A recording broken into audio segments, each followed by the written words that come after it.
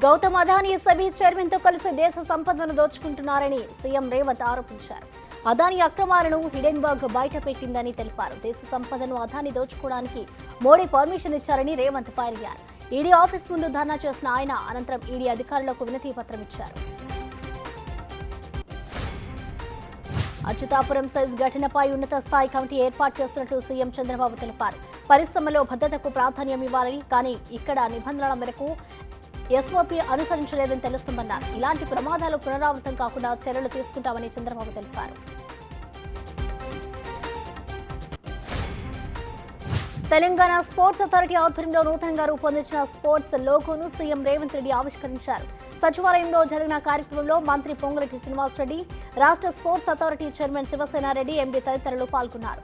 రాష్ట్రంలో స్పోర్ట్స్ అభివృద్ధికి ప్రభుత్వం కృషి చేస్తుందన్నారు సీఎం.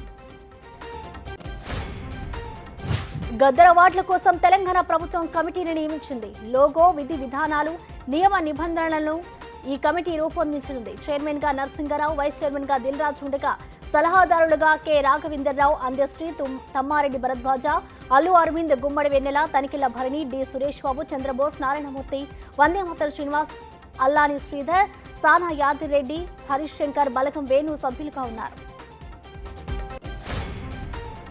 ఒక మాజీ ఎమ్మెల్యే తన సొంత ఇంటికి వెళ్లే పరిస్థితులు రాష్ట్రంలో లేవని విమర్శించారు వైసీపీ అధినేత జగన్.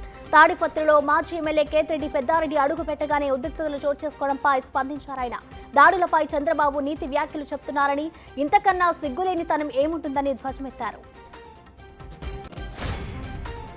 టెక్కలి వైసీపీ ఇన్ఛార్జ్ దువ్వాడ శ్రీనిపై వేటు పడింది. దువ్వాడను టెక్కలి ఇన్ఛార్జిగా తొలగిస్తూ వైసీపీ అధిష్టానం నిర్ణయం తీసుకుంది.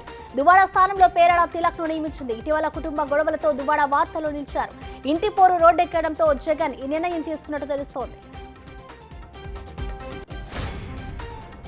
ఉక్రెయిన్తో పాటు పశ్చిమాసియాలో కొనసాగుతున్న సంక్షోభాలు తీవ్ర ఆందోళనకరమని భారత ప్రధాని నరేంద్ర మోడీ పేర్కొన్నారు. చర్చలు, సంప్రదింపుల ద్వారా సాధ్యమైనంత త్వరగా శాంతి, స్థిరత్వం పునరుద్ధరణకు తాము మద్దతు తెలుపుతున్నామన్నారు. పోలాండ్ ప్రధాని డొనాల్డ్ ట్రంప్తో భేటీ తర్వాత సంయుక్త ప్రకటనలో ఈ విషయాన్ని వెల్లడించారు.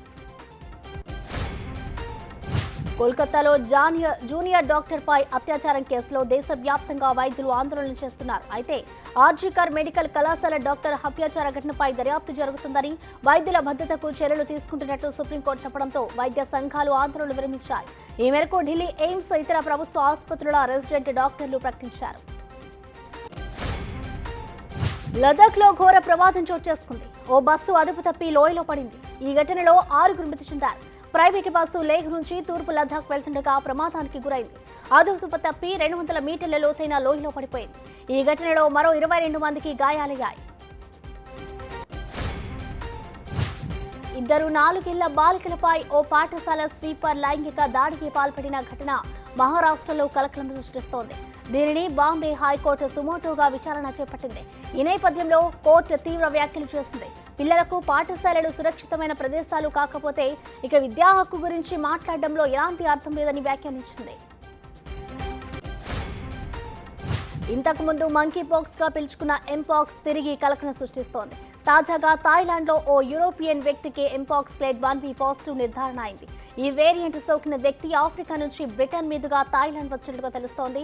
ఎంపాక్స్ కారక వైరస్లలో క్లేడ్ 1B అనే కొత్త రకం మరింత ప్రమాదకరమని వైద్యులు చెబుతున్నారు.